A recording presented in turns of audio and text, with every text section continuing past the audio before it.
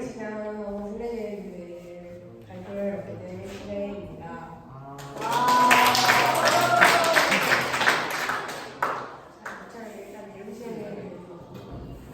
일단 1번은요, 이런 시간이 나올 거고요. 2번은요, 순례자에 대해서 설명을 할 겁니다. 내용 시작의 가치를 일단 말씀드리면 인천광역시 네 있고요. 네 있습니다.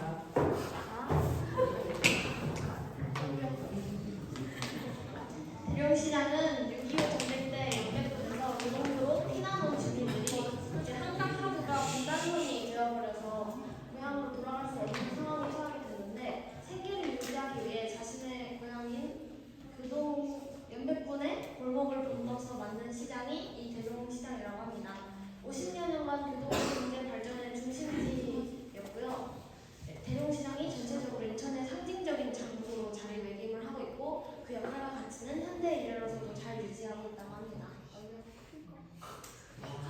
순례자의 교회이고요. 주소는 인천광역시 강원구 교동면 대룡안길 29번 길 21에 위치하고 있습니다. 강원도 순례자의 교회는 2011년 제주도에 세워진 두 번째 순례자의 교회에 이어서 세 번째로 지어진 교회인데 세상에서 가장 작은 교회로 불리고 있다고 합니다. 2020년 6월 김태원 목사가 설립을 했고요. 예배 시간이 따로 정해져 있지 않고 방문객을 맞이하는 시설도 없어서 나홀로 조용한 묵상을 할 수 있게 마련된 예배당입니다.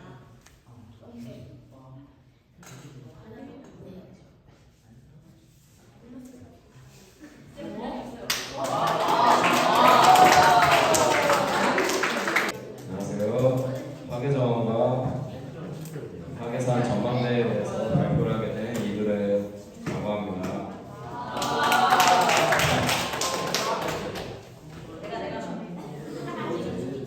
목차는요. 첫 번째로 화계정원의 유래를 알아보고, 두 번째로 화계정원 시설 안내와, 그리고 세 번째로 연성군 유배지에 대해서 소개하고, 마지막으로 화계산 전망대에 대해서 소개하고 마칠 겁니다. 화계정원의 유래는요, 화계산 이름의 유래는 교동도에 있는 화계산의 산정의 모양이 손뚜껑을 닮았다 하여서 화계산 이름이 붙었고요. 화계정원의 시작은 교동지역 주민들의 요구에서 화계산 근처에 관광 사업이 시작이 되었는데, 연산군 유배지를 포함해서 화계산 전망대와 화계정원이 만들어지게 되었어요. 다음은 화계정원 시설 안내입니다. 일단 첫 번째로 오색 테마 정원입니다. 올해의 정원, 역사문화의 정원, 추억의 정원, 평화의 정원, 치유의 정원으로 이루어져 있는 오랜 시간 교동도의 역사와 자연을 다룬 정원이고요. 다음으로 화계산 전망대입니다. 강화군의 군조인 저어세의 눈과 불일이 형상화한 스카이워크형 전망대이고요. 마지막으로 연산군 유배지입니다. 연산군 유배를 당시 모습과 유배하면서 먹는 초가집을 구경할 수 있는 구역입니다.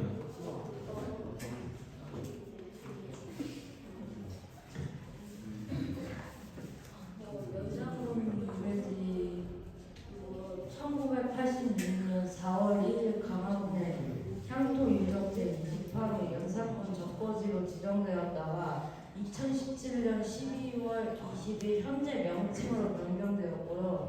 연산군이 최후를 맞은 위리안치 유배지로 전해오는 연산군 유배지는 위리안치 상황과 수달고지를 타고 유배온 연산군 모습 등을 재현해 놓은 전시관이 있고, 전시관에서 유배영의 종묘 교동으로 유배 역사를 알아볼 수 있습니다.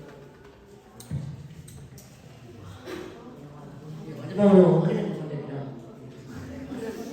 이번에 들어오면 화계정을 내려오고요. 그리고 화계정은 무슨 뜻이 고속벌판 그리고 신경을 제가 알아보니까 북한에 있는 연말평화 있죠. 연말평화가 볼 수 있는 그런 장소들입니다. 그리고 서쪽으로는 성모도 그다음 부분들을 볼 수 있는 화계정 전망대입니다.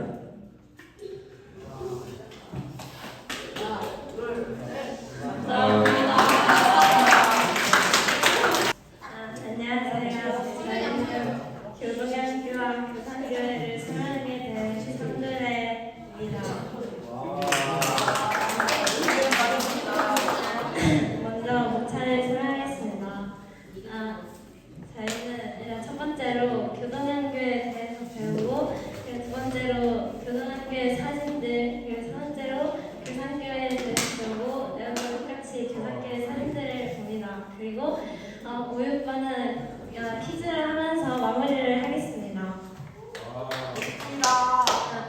일단 교동학교란 인천광역시의 유형 문화재인데요.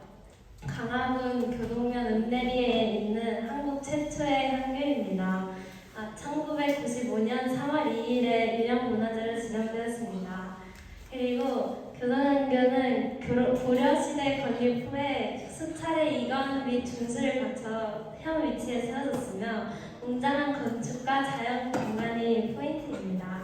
그리고 교동학교는 고려시대 교육시설이었습니다.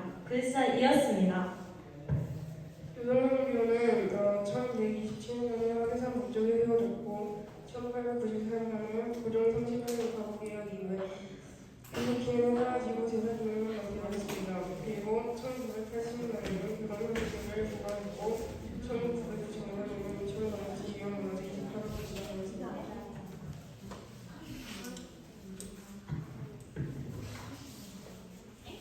예, 동경교육 사진입니다. 예. 교동교회는 강화도에 제일 최초의 교회입니다. 2014년에 130주년을 맞았기 때문에 올해 2024년에는 이제 131주년이고요. 강화도 교회의 산파로서 신앙 유지를 개선연파한다. 복음 성교의 강진인으로서 영혼 구원에 힘쓴다. 이게 교동교회의 비전입니다. 그리고 조선시대는 유교 문화였기 때문에 당연히 기독교를 많이 억압했는데요. 그렇기 때문에 교성교회도 다른 교회들과 함께 파란만장한 역사가 담겨 있습니다. 1894년에 역사관이 지어졌는데요. 이 역사관에 교성교회에 지금까지 소개된 역사와 생겼다가 문을 뿌렸다가 다시 소실됐다가 다시 생겨난 그런 역사들이 담겨 있습니다. 예, 사진인데요. 이렇게 좀 낡아 보이지만 모든 역사를 다 담고 있고 기념관도 있습니다. 네. 자, 마무리 퀴즈입니다. 자, 첫 번째, 교동학교는 언제 처음으로 세워졌을까? 두 번째, 교동학교는 무슨 시기의 교육시설이었을까? 자, 세 번째, 교동학교는 2023년도에 몇 주년이었을까? 자, 1993년. 다 맞추셔야 됩니다.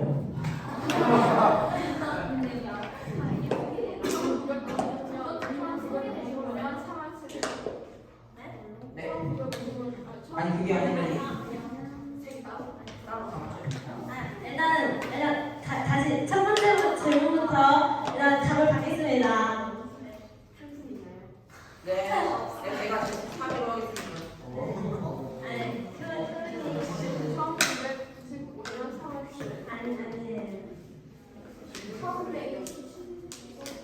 몇 연도예요? 네? 맞아요. 그리고 두 번째 질문 받겠습니다. 맞아요. 그리고 세 번째 질문 드리겠습니다.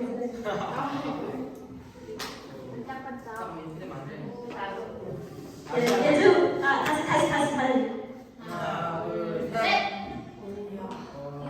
자, 다시 하겠습니다. 하나, 둘, 셋. 130년. 정답입니다.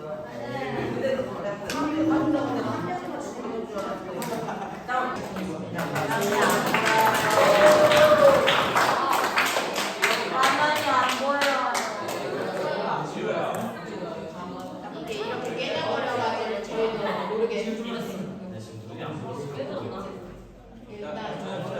일단 역사적 배경으로 용흥궁은 조선시대랑 중기 후기부터 왕실 별장으로 사용되어 있던 곳인데요.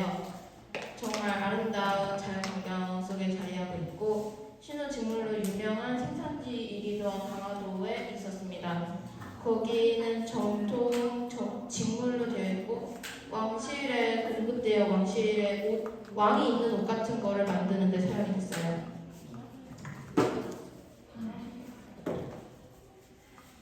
자, 강화성관에 대해서 설명드리겠습니다. 대한천공의 강화성관은 1900년 11월 15일 건립된 동서길이 10칸, 남북길이 4칸이나 한식 중심 건물입니다. 이 성당은 서양의 바실리카식 교회 건축 공간 구성을 따르고 있으나 가구 구조는 한식 용구조와 기와 지붕으로 되어 있는 점이 특징입니다. 구조와 외관을 한국 전통 건축 양식에 적응시킴으로써 외래 종교에 대한 거부감을 완화하는 그런 역할을 했습니다.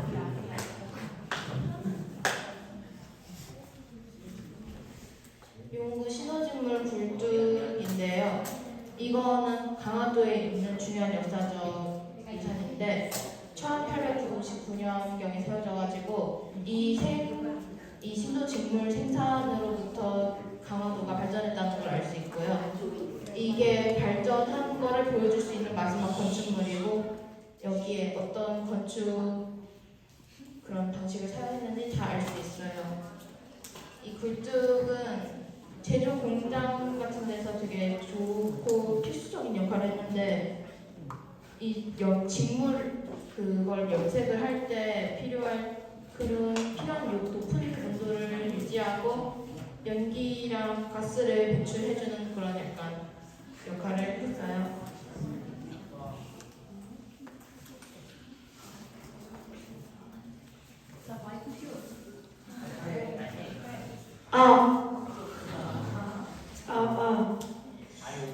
이번에는 신도직물 생산 과정인데요. 네, 첫 번째로는 목화 지배로 강화도 일대에서 목화 재배고요. 강화도 일대에서 오랜 역사를 가지고 있는 목화 재배는 신도직물의 핵심 원료를 생산한다고 합니다. 네, 생산 담당이에요. 그리고 두 번째로 목화를 이제 재배했으니까 이번에 수확을 해가지고 가공을 하는 건데요. 목화의 이제 솜을 아시다시피 약간 목화 보면은 약간 뭔지 모르겠지만 약간 솜 같은 거를 이제 수확을 해가지고 씨앗을 따로 분리하는 작업을 통해서 이제 옛날 보면은 뭔지 모르겠는데 그 약간 이거 실타래 약간 탁해서 이거 실자는 걸로 이제 나중에 이렇게 하고요. 네, 실제조입니다. 수확한 목화 솜을 방정기로 가공하여 최고 품질이 아닐 수도 있지만 품질이 좋은 실을 생산을 하고요. 이 과정에서 섬유의 길이나 굵기를 따로 조절을 하게 되는 직물 직조고요. 실을 직조기에 올려 아름답고 아주 견고한 신도 장고를 만듭니다. 이 과정에서 직물의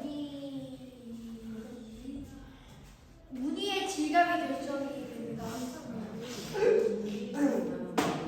염색 및 가공이고요. 완성된 직물의 맛도 마식을 천연 연기원을 사용하여 아름다운 색감을 더하고 다양한 가공 기술을 통해 직물의 질감과 내구성을 높입니다.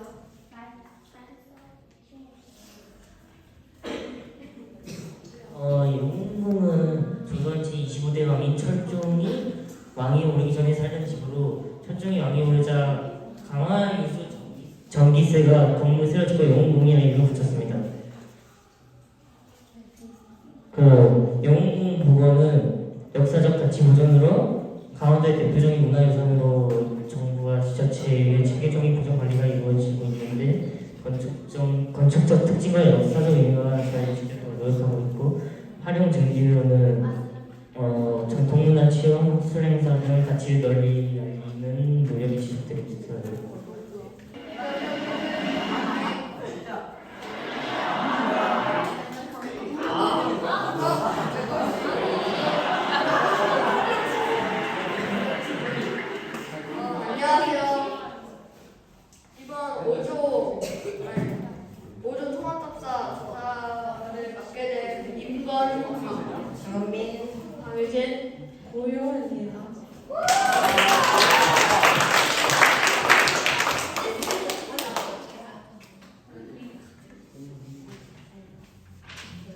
저희가 조사한 것은 3일 독립만세 기념비 고려봉지입니다. 먼저 저희가 발표 순서 먼저 알려드리면 첫 번째로 3.1 독립만세 기념비에 대해서 설명을 만세 이름 설명을 드릴 거고, 두 번째는 그 기념비를 설명해 드리고, 마지막 세 번째로는 고려봉지를 설명해 드리려 합니다. 경청해 주시고요.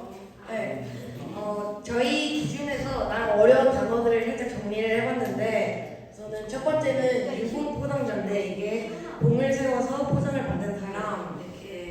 뜻이 있고요. 두 번째는 웃장터인데 맨 처음 장이 섰던 곳이고, 세 번째는 장날, 장이 서는 날, 네 번째는 방기, 일이 있는 바로 시기, 그 다음에 다섯 번째는 관하고요. 벼슬아치들이고요. 나라는 일을 처리하고, 잔존의 뜻은 없어지지 않고 남아있음. 마지막으로 외교장각은 1781년 정조가 왕실 관련 서적을 보관할 목적으로 강화도에 설치한 규장각의 부속 도서관입니다. 네, 우선은 첫 번째로 소개해드릴 것은 3.1 독립만세 기념비입니다. 네.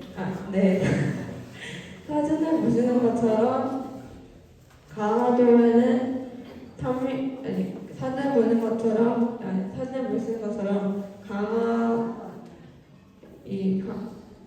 사진을 보이는 것처럼 강화 3.1 독립만세 기념비가 이렇게 있습니다.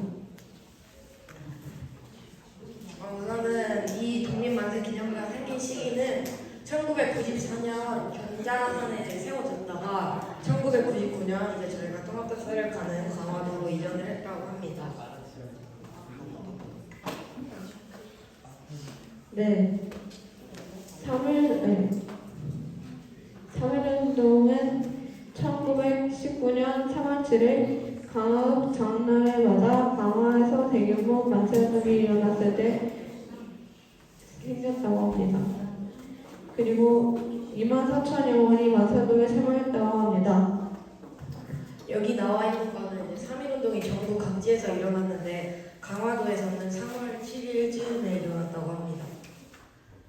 네, 다음으로 3.1 독립만세 기념비에 대해서 구체적으로 설명을 해보면 강화 3.1운동 기념비라는 한자로 새긴 기념비 뒷면에는 유봉진 등 18명의 3.1 독립운동 유공 포상자와 박계석 등 항일운동 유공 포상자 12명의 명단이 남아있다고 합니다.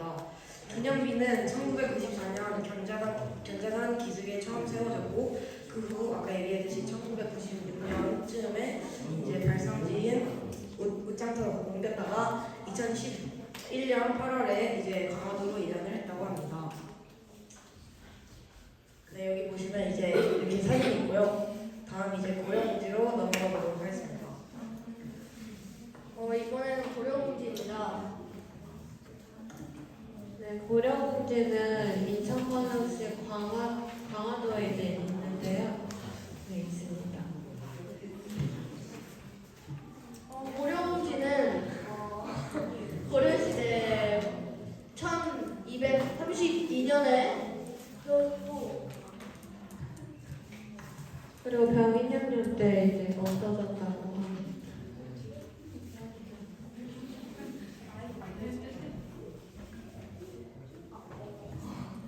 먼저 고려공지에 대해 설명해 드리면요.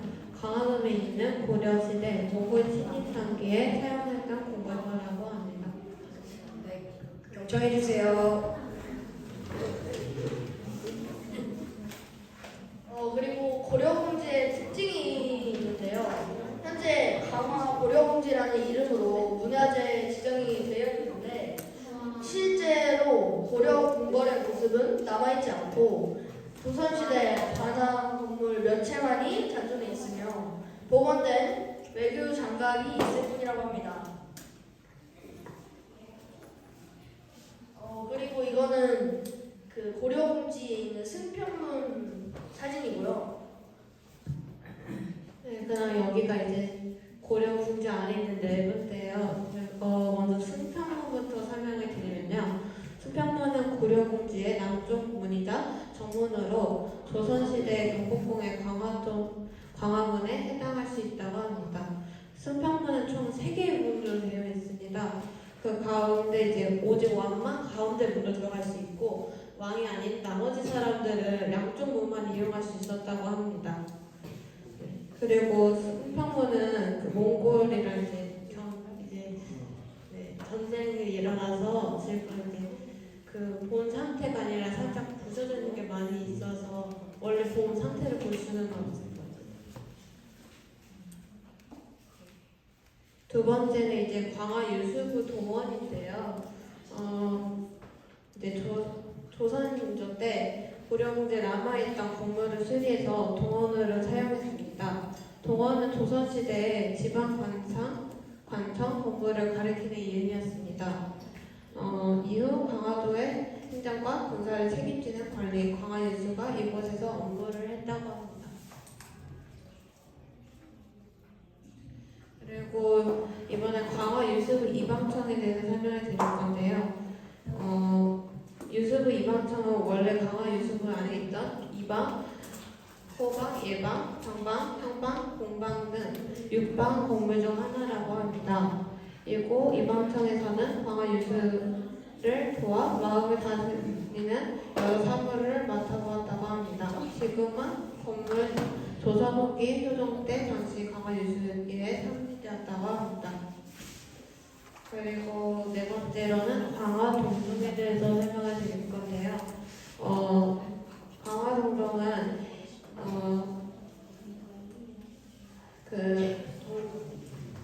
광화동동은 옛 남부터 동편 지금의 김선우 선생 순절비에 자리해 있습니다.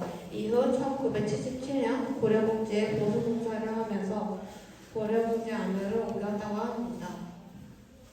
그리고 마지막으로 빠르게 설명드리자면요. 외교장각인데요. 아까 앞에서도 용어 설명했을 때 했겠지만 옛날에 이제 왕실의 이제 기록을 담아놓은 도서? 약간 도서관 같은 곳이라고 생각하면 될 것 같습니다. 이상으로 5조의 발표를 마무리하겠습니다.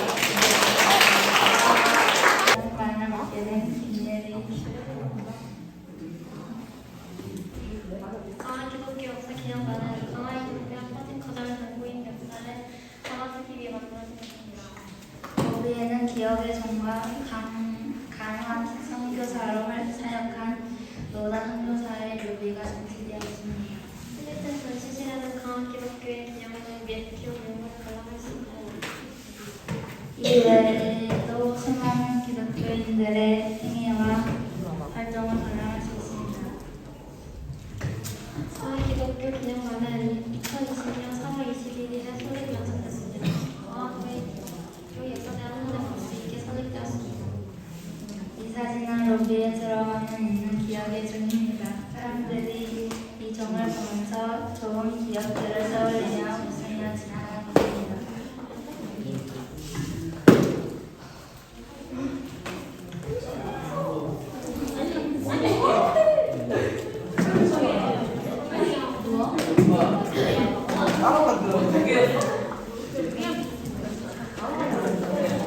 강화도에 있는 조양광직을 맡게 된 조현록 예단이고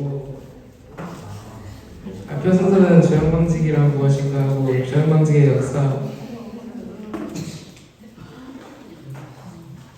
조양광직이란 1937년에 홍제업 홍제가 만든 광직 공장이며 신문림 미술관 카페로 작상가운을 보관하여 조성된 대규모 카페입니다. 여기서 작상가운을 일본인들이 일제강점기에 만든 집을 뜻하고 조양광직 내부에는 각종 물품으로 가득 차 있다고 하고 그리고 조양광직이 만들어질 때 전화도 처음으로 강화도에 들어왔다고 합니다. 그러니 조양광직의 영향력이 엄청났을 것이라. 조양광직의 역사는 1937년에 홍제문 형제가 설립한 다음에 화재와 학업분쟁에 거쳐 1958년에 폐업을 했다.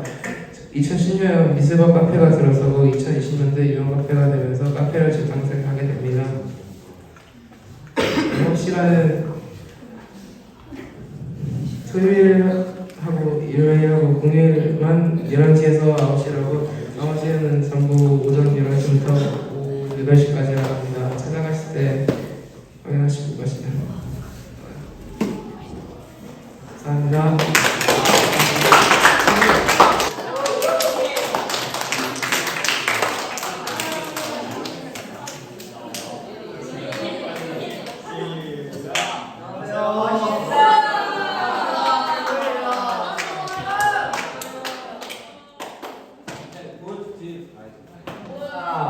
발표 순서는 여기는 어디가 하고 전시물 하고 이외에 집중해주세요.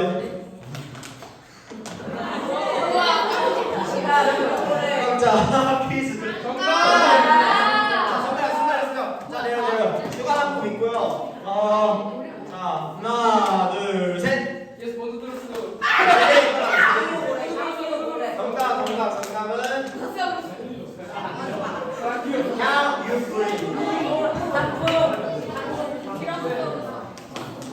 저희 어떻게 하죠?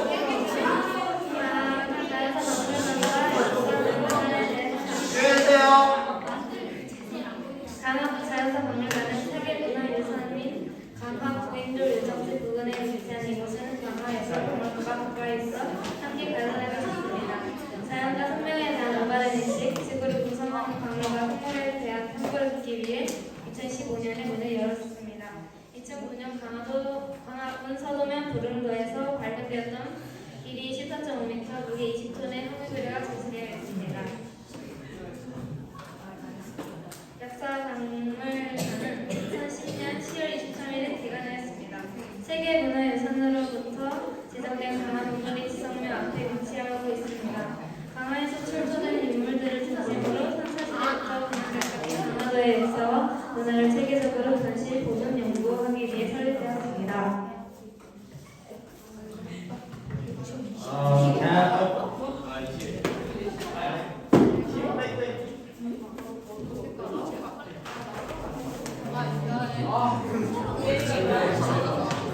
자연사 박물관은 동물 소문이 있고요. 돌하고 다양한 곤충들 그리고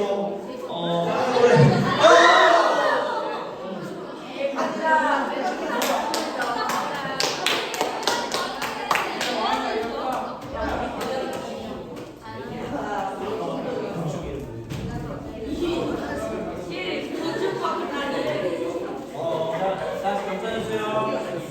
나비 외에도 다양한 반응물 등이 있습니다.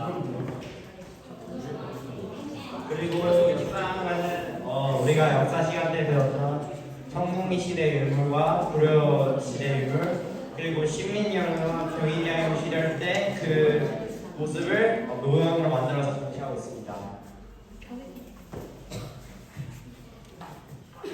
우선 이회 역사박물관인데요. 지상 1층에는 로비 전시랑 상설 전시실, 영상실, 기획 전시실, 뮤지엄샵 및 카페테리아가 준비되어 있고요. 지하 1층에는 수련고, 사진 촬영실, 작업실, 소속실이 준비되어 있습니다. 하고 무료 지상 2층은 상설 전시실 하고 강당하고 사회교육실, 학예연구실 하고 관장실이 준비되어 있습니다.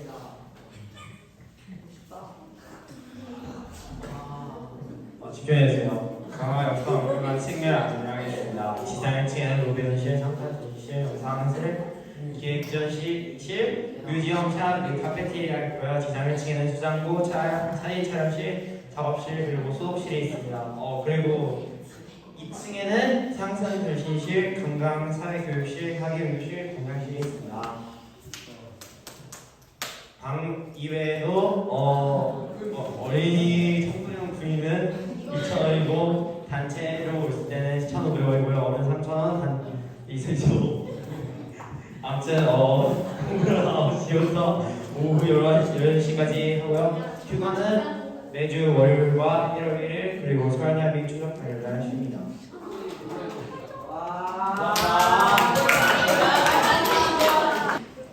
안녕하세요. 저희는 전등산에 조사한 8조입니다.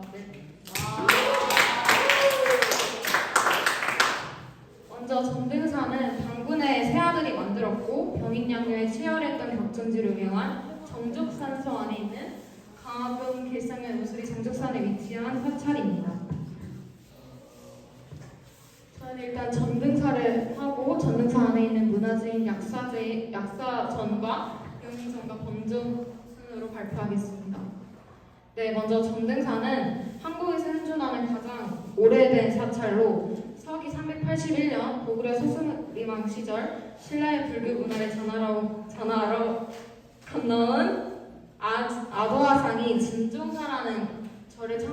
되었고 그 후 몽골의 침입이 있을 때 고려 왕실의 피난처가 되어주고 고려 왕실에서 과거를 지운 후 크게 발전되어 왕비인 정화공주가 진종사를 전등사로 명칭을 변경하였습니다. 그리고 조선 강해군 1614년 화재로 인해 모든 건물이 소실되었지만 다시 재건되었고 이제 우리나라 또한 문화재 10개와 보물 6개를 보유한 깊은 역사가 깃든 사찰입니다.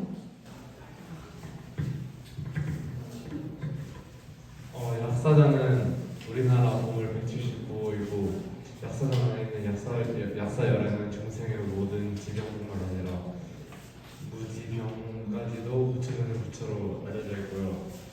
약사신은 당시 일반 대중들에게 강한 설득력과 영향을 주고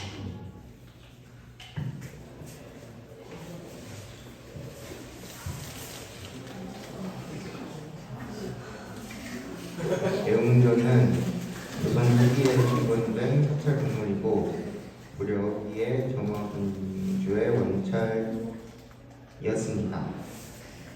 약사전과 마찬가지로 1963년 보물 178호로 지정되어 있고 조선 후기에는 신성과 사고를 소화하는 인물을 지닌 중요한 사찰의 역할을 했습니다. 전설이 있는데 대웅전을 지붕을 떠받치는 나부상의 모습이 절삭 국수의 재물을 가로챈 중학 여인의 모습이라고 하고요. 새로운 사람으로 다시 태어나라는 의미를 가지고 있습니다. 범종은 전등사 가장자리에 위치하며 우리나라 보물로 지정된 동들 중 유일한 중국정입니다. 또한 은통이 없고 상중하로 구획과 띠가 둘러진 형태이고 일제시대에 공출이란 면목으로 빼앗겼다가 해방후 편에서 전등사로 옮겨졌습니다. 네, 지금까지 발표 마치겠습니다.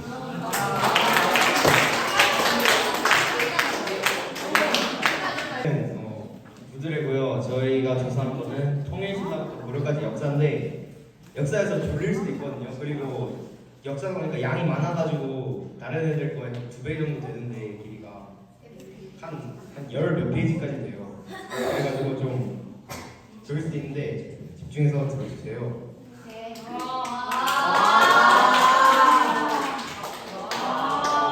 뭐가 있냐면 통일신라가 어떻게 된 거고 어떻게 만들어진 나라이고 통일신라의 주요적인 왕들과 그 통일신라가 되기 위해서 치른 여러 전쟁들에 대해서 살펴보고 고려가 어떻게 지어졌는지 고려의 왕들과 그 왕들이 왕권 강화를 어떻게 했는지 하고 그 되게 중요한 무신정권에 대해서 살펴볼 겁니다. 일단 통일신라는 29대 왕인 태종우열왕이 나중에 설명할 그 백제 멸망전을 통해서 백제를 멸망시킨 후에 나중에 676년에 문무왕이 뭐였지? 당나라하고 힘을 합쳐서 고구려를 멸망시키고 통일신라가 됩니다. 통일신라의 왕들 이렇게 있는데 근데 이게 신라 왕인데 통일신라는 어디부터 저기 태종무열왕이니까 세 번째 줄 세로 줄부터 시작이 되고 태종무열왕 문무왕 근데 사실 이 2명만 조사를 했거든요. 다른 그래가지고 이게 주요 왕들이에요. 통일신라의 주요 왕에는 태종무열왕과 문무왕이 있습니다. 태종무열왕은 통일신라의 왕은 아니지만 통일신라를 만드는데 제 기반에 도움을 줬기 때문에 일단 소개를 하게 되었어요. 일단 태종무열왕은 신라의 마지막 왕이고 재위기간은 654년에서 661년으로 7년간 있고요. 법적으로 왕권 강화 백제명인데 왕권 강화부터 소개를 하자면 이방격 60개의 조를 만들었다고 하고 백제를 멸망을 시켰다고 합니다. 그리고 경주에 가보면 이렇게 태종 무열왕 왕릉이 있다고 해요. 문무왕은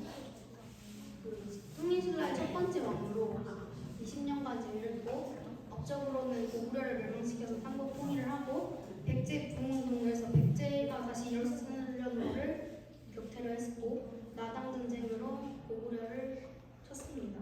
그다음에 문왕은 여기도 마찬가지로 경주의 그 성으로 무너집니다. 그다음에 통일신라의 주요 전쟁들인데 일단 백제 멸망전부터 보자면 660년에 일어났고 교정국으로는 나당 연합군으로 신라와 당나라 연합군이 있고 백제가 있습니다. 결과적으로는 나당 연합군의 승리였고 영향으로 백제 부흥운동이 시작됐습니다. 그다음에 고당 전쟁은 고구려와 당나라의 전쟁이고 신라당 연합과 고구려가 싸운 겁니다. 그다음에 결과는 어쨌든 고구려가 멸망했고 영향으로 나당 전쟁이 생겼어요. 나당 전쟁은 이제 당나라가 우리나라를 도와주고 나서 그냥 우리나라를 땅을 뺏고 싶어서 신라랑 싸운 건데 이게 신라가 이 전쟁을 이기면서 완전히 삼국 통일을 완료했습니다.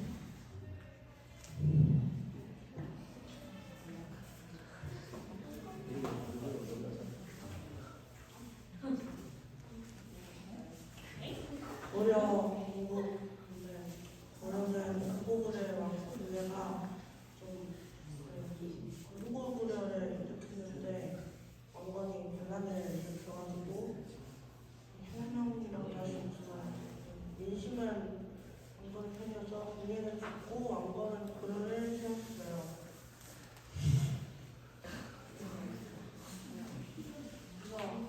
태조왕건이 국왕이 된 지 18년이 됐을 때 후백제를 무너뜨리고 견인이 투항했을 때 적국의 왕으로 대우하지 않고 그 너그러로 대우할 만큼 예의가 몰랐어요. 그 군주는 태조왕건, 방종, 성종, 인종, 청렬왕, 국민왕, 그런 마지막 왕인 문명왕까지 있어요. 광종은 태조왕건 때 호족들이랑 다 같이 결혼했는데 호족의 딸이랑 결혼했는데 그래서 그것 때문에 그 가족이랑 많이 그 다툼이 있었는데 광종이 딱 많이 오르고 박어제도 실시하고 박어제도는 좀 좋은 사람 뽑는 거니까 딱 좀 능력 있는 사람만 뽑아가는 그런 제도인데 그걸 실시해가지고 실적는 그 필요 없는 사람을 딱 빼버리고 노비한건법으로 노비가 많아가지고 별로 좋지 않았는데 노비한건법 해가지고 자기 어머니가 아니면 부모가 평민이면 평민으로 돌아가게 해주는 그런 법을 실행했습니다.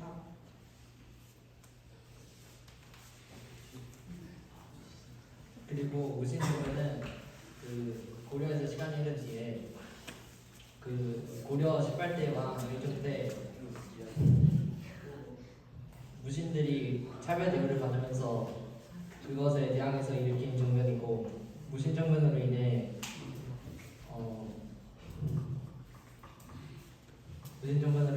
백성들이 크게 혼란에 빠지게 되었어요.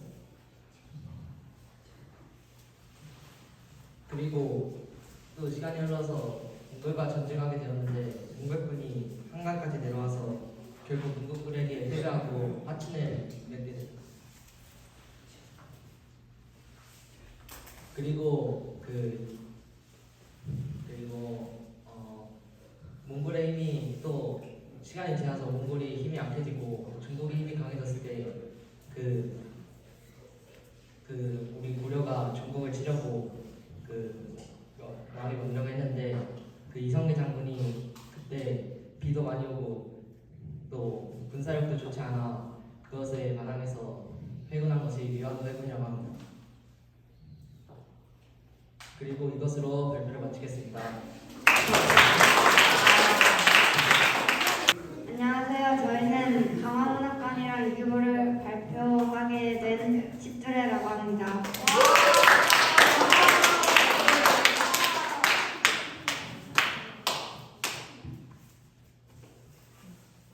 이규보의 몸차는 이규보의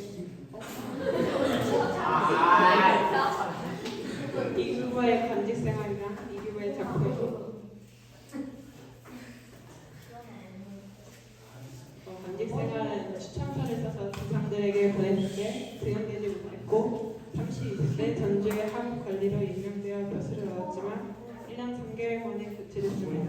안 보이네. 아니 후보나 뒤로 나와. 동명 이상 물질은 1241년에 기계공과 펜의 물질이고 그의 시문과 함께 동명한 무기를 기록한 역사가 수록되어 있을 뿐 아니라 고려시대의 활자를 일체하는 것과 이었다는 데다 사실과 극명하게 관한 기록도 많은 문헌으로 1251년에 호환을 다시 간행하였습니다.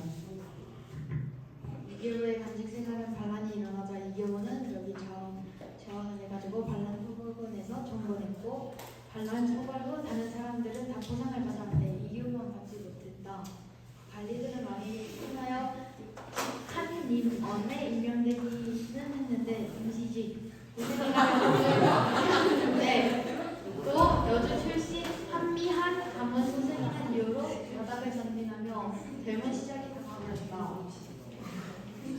울며 왕표는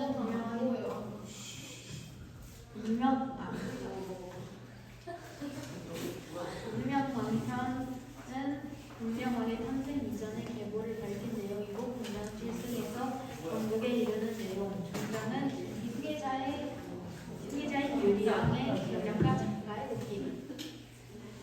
네, 강화문학관을 소개할 텐데요. 먼저 목차는 강화문학관 소개, 층별 내용, 조경희 수필가님의 소개입니다. 먼저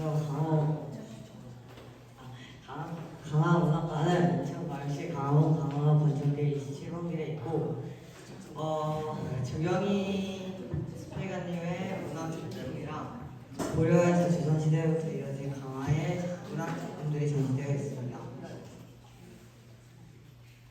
강화문학관 1층에는 강화도의 문학이야기가 전시되어 있고 강화에 살던 고재영이라는 사람이 쓴 기행문 신문이 전시되어 있습니다. 또한 강화에 관련된 시제도 있고 이규보 선생에 대한 글도 볼 수 있습니다. 2층에는 조경희 수필 문학관이 있고 전시관 중앙에 재현된 조경희 선생님의 서재는 평소 수학하고 강직한 선생님의 성격을 고스란히 담아내고 있습니다. 조경희 수필가님은 1918년 4월 6일에 태어나셨고 이화여대를 나오셨습니다. 수필 영화론이라는 작품으로 데뷔를 하셨고 강화문학관을 지으셨습니다. 선생님의 대표 수필로는 얼굴과 처소가 있습니다. 이상으로 발표를 마치겠습니다.